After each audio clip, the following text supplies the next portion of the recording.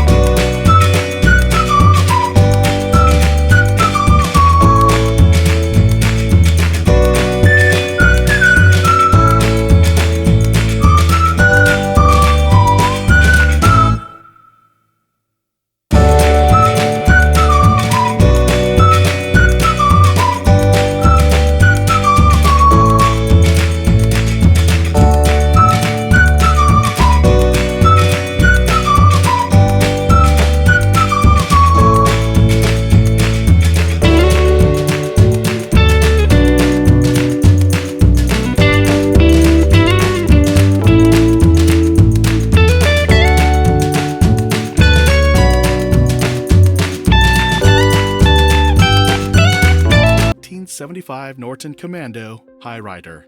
First on our list is the Norton Commando High Rider, a bike that stands as a curious chapter in the storied history of Norton motorcycles.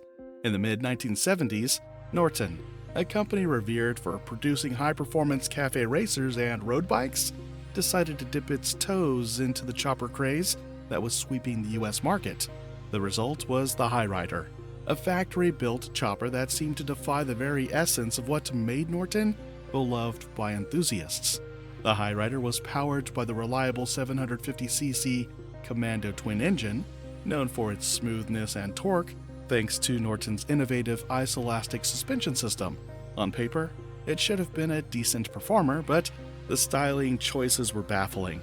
With exaggerated ape hanger handlebars, a banana seat reminiscent of a 1970s Schwinn bicycle, and a gaudy color palette, the High Rider looked more like a caricature of a chopper than a serious attempt to compete in the custom bike market. While the Commando High Rider delivered the performance expected of a Norton, its awkward aesthetics alienated the brand's loyal fanbase. Jay Leno's High Rider serves as a reminder of the risks companies take when chasing trends. Though it's a misstep in Norton's otherwise stellar legacy, it still holds value as an oddity that highlights the importance of staying true to a brand's identity. Number 2. 1991 Yamaha GTS 1000. Next up is the Yamaha GTS 1000, a motorcycle that dared to challenge conventional design, but ultimately struggled to find its place in the market. Released in 1993, the GTS 1000 was a technological marvel, boasting features like electronic fuel injection, ABS, and an innovative front suspension system called RAD, Rationally Advanced Design Development. This single-sided front swing arm, developed by engineer James Parker, was designed to improve handling, reduce fork dive underbraking, and offer a smoother ride overall. Despite these advancements, the GTS 1000 faced significant challenges.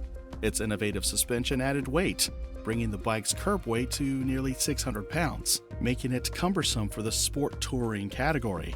Additionally, the complexity of the RAD system and the high price tag, much steeper than competing models, alienated many potential buyers.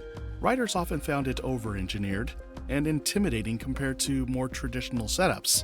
Jay Leno's GTS 1000 stands as a testament to Yamaha's willingness to push the envelope, even if the results weren't universally embraced. While he admires its ambition and engineering, Jay acknowledges that the bike's practicality and market appeal fell short. Today, the GTS 1000 is a rare find, appreciated by enthusiasts for its bold ideas, but remembered as a cautionary tale about the risks of overcomplicating innovation. Number 3. 1974 Ducati 860 GT. Ducati is a name that evokes images of sleek, high-performance motorcycles, but the 1974 Ducati 860 GT remains an outlier in the brand's otherwise celebrated history. Designed by Giorgetto Giugiaro, renowned for creating iconic cars like the DeLorean DMC-12 and the original Volkswagen Golf, the 860 GT aimed to bring a futuristic edge to Ducati's lineup. However, the angular, boxy design clashed with the flowing, organic aesthetics the fans had come to expect from the Italian marque. Rather than looking ahead of its time, the 860 GP appeared awkward and out of place. Beyond its polarizing looks, the bike suffered from mechanical shortcomings. The clunky gearbox and less than ideal ergonomics made it a frustrating ride for many, while the 860 GT retained Ducati's signature V-twin engine, delivering a respectable performance. Its handling didn't meet the high standards typically associated with the brand. In Jay Leno's Garage, the Ducati 860 GT serves as an intriguing conversation piece, a testament to a moment when even the most revered brands took risks that didn't pay off.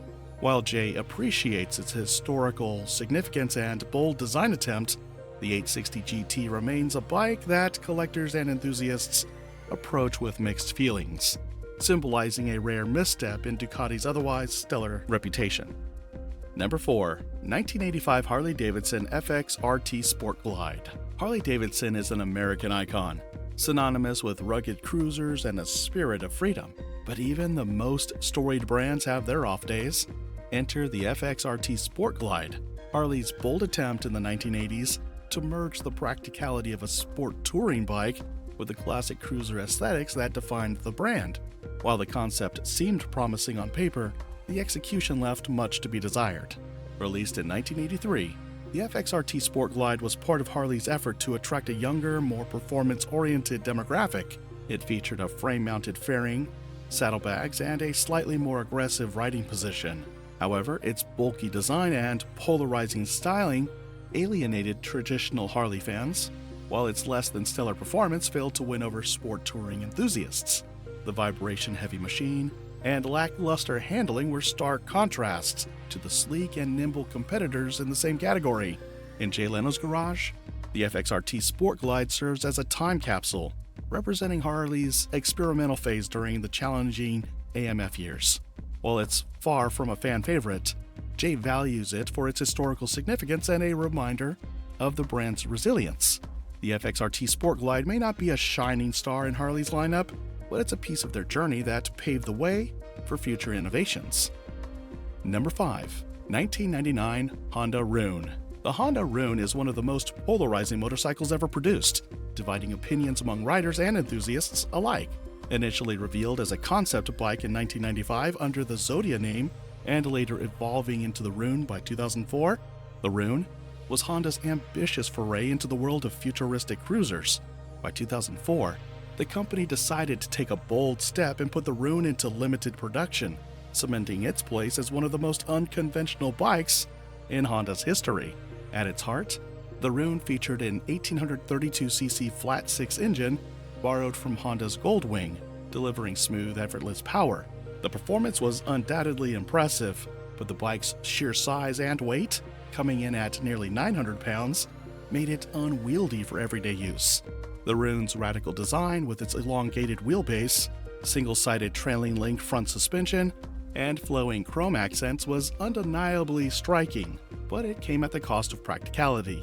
Riders often found it more suited for slow cruises or static displays than for spirited rides on twisty roads. In Jay Leno's Garage, the Rune holds a place of intrigue rather than adoration. He appreciates the engineering prowess and artistry that went into its creation, yet he acknowledges that the Rune feels more like a sculptural masterpiece than a functional motorcycle. For many, it remains a bike that sparks conversation, but rarely finds a place on the open road, embodying a daring experiment that pushed the boundaries of motorcycle design. Number 6. 1971 Triumph X75 Hurricane. The Triumph X75 Hurricane is a motorcycle that commands attention wherever it goes, but its place in history is as controversial as it is fascinating.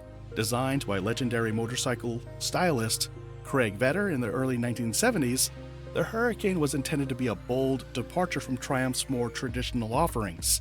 With its radical fiberglass bodywork, teardrop tank design, and vibrant orange paint scheme, the Hurricane screamed rebellion and individuality. It was a bike built to turn heads and make a statement. Beneath the striking exterior, the Hurricane was powered by a 740cc three-cylinder engine borrowed from the Triumph Trident. While the engine provided adequate performance, it lacked the refinement and power to truly back up the bike's aggressive aesthetics.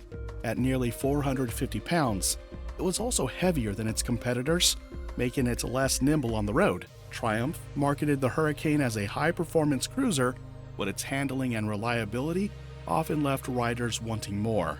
Production of the X75 Hurricane was limited to just over 1,100 units, making it a rare collectible today. However, during its time, the bike struggled to find a market. Its futuristic design was too radical for some traditional Triumph fans, and its steep price tag deterred many buyers. In Jay Leno's Garage, the Hurricane serves as a testament to the importance of bold ideas in the motorcycle industry. While it may not have been a commercial success, it stands as a piece of motorcycle history that dared to break the mold. For Jay, it's a reminder that innovation often requires taking risks, even if the results don't always align with expectations. Number 7. 1982 Suzuki RE5. The Suzuki RE5 holds a unique place in motorcycle history as one of the most ambitious yet flawed attempts to revolutionize the industry. Introduced in 1974, the RE5 was Suzuki's bold foray into rotary engine technology, using a Wankel rotary engine instead of a traditional piston engine. The idea was to create a bike that was smoother, quieter, and more mechanically advanced than its competitors. At 497 cc's, the RE5's rotary engine delivered power seamlessly and offered a vibration-free ride, which was a significant draw for touring riders. Despite these innovations, the RE5 faced major challenges. The rotary engine was notoriously complex, requiring specialized knowledge for maintenance and repair. Its fuel efficiency was poor, and it ran uncomfortably hot, a byproduct of the rotary engine design. Additionally, the engine's high production costs meant that Suzuki had to price the bike at a premium, making it less competitive in the market.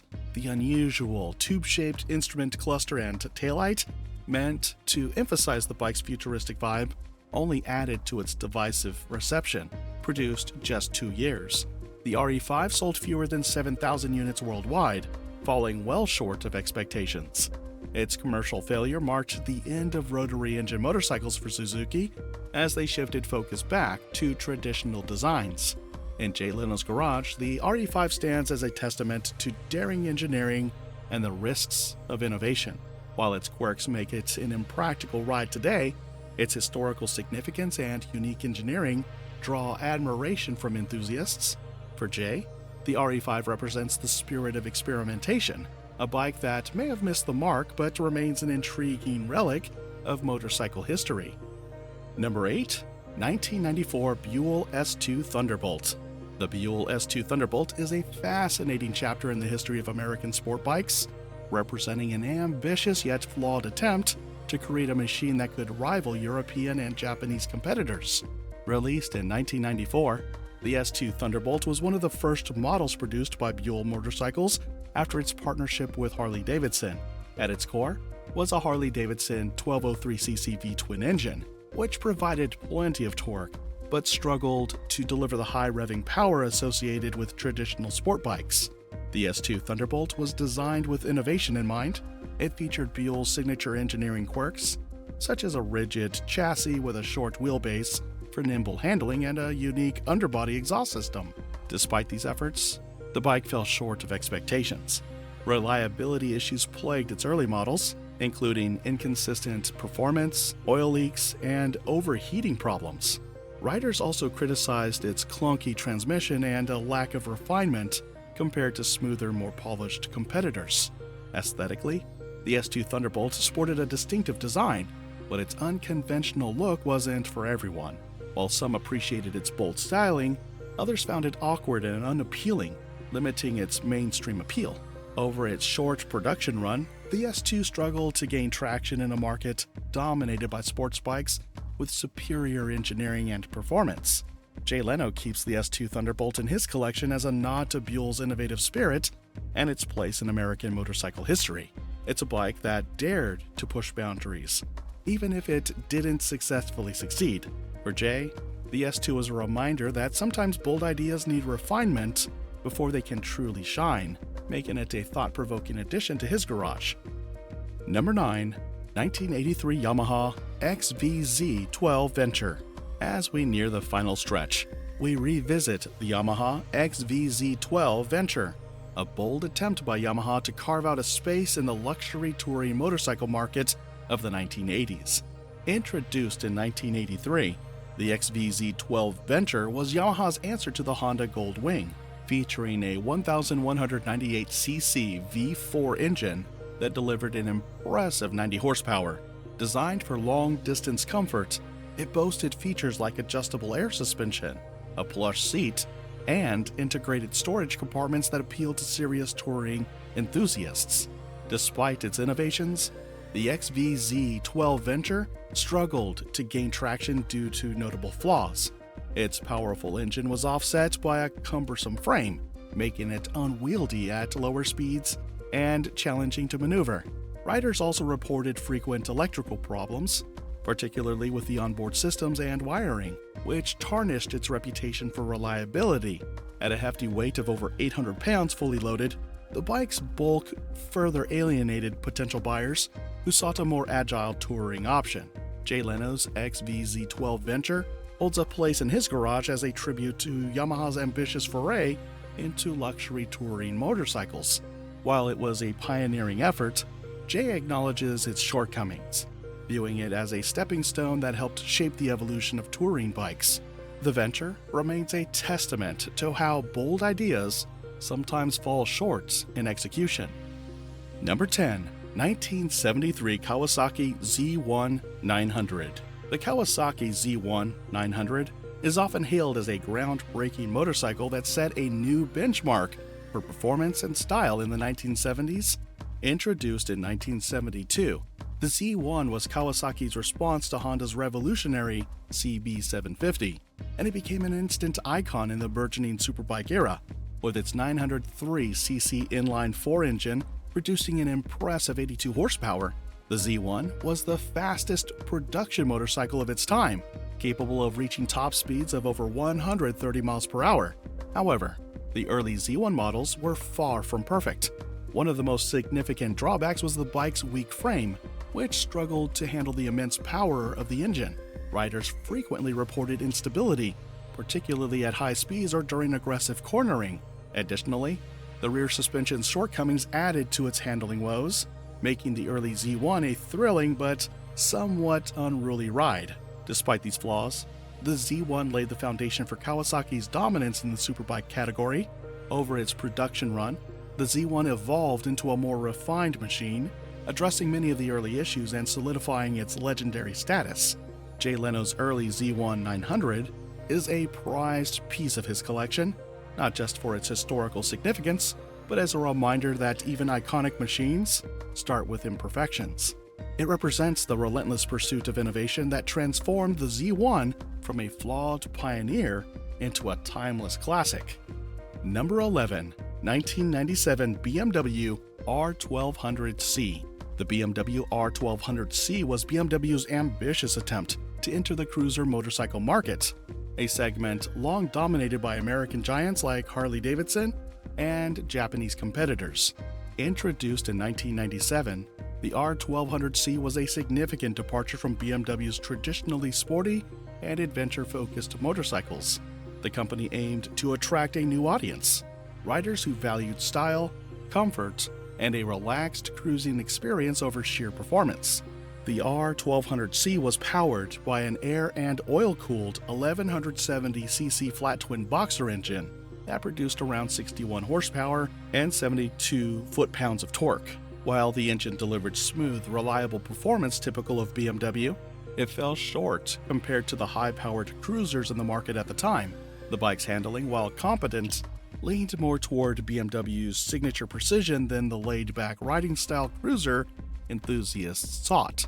What set the R1200C apart, however, was its unconventional styling. Designed by David Robb, BMW's head of motorcycle design, the bike featured a bold, curvaceous look with unique elements like a single-sided swing arm, telelever front suspension, and a swooping exhaust system. While the design was undeniably distinctive, it polarized opinions. Many riders appreciated its innovation, but traditional cruiser enthusiasts found it too avant-garde, particularly in a market where classic and retro aesthetics reigned supreme. The R1200C was also famously featured in the James Bond film Tomorrow Never Dies, which BMW hoped would bolster its appeal. However, Even the 007 Association couldn't push sales to the level BMW had anticipated.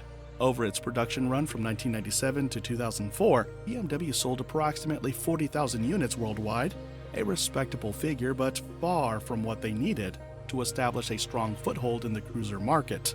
The bike's performance further hindered its success. The R1200C's low horsepower and high weight, around 570 pounds, resulted in underwhelming acceleration and a lack of the throaty roar cruiser fans love. Riders who prioritized torque-heavy, high-powered machines found the R1200C lacking. Jay Leno's R1200C is more of a curiosity than a beloved member of his collection. While it holds a unique place in BMW's history as their first serious foray into the cruiser market, it's widely regarded as an experiment that didn't quite succeed. For Jay and other enthusiasts, the R1200C is a reminder that even the most respected brands sometimes miss the mark, but those misses often pave the way for greater innovation in the future. Number 12. 1974 Harley-Davidson AMF era SX175. Finally, we arrive at the SX175, a dual sport bike from Harley-Davidson's tumultuous AMF era.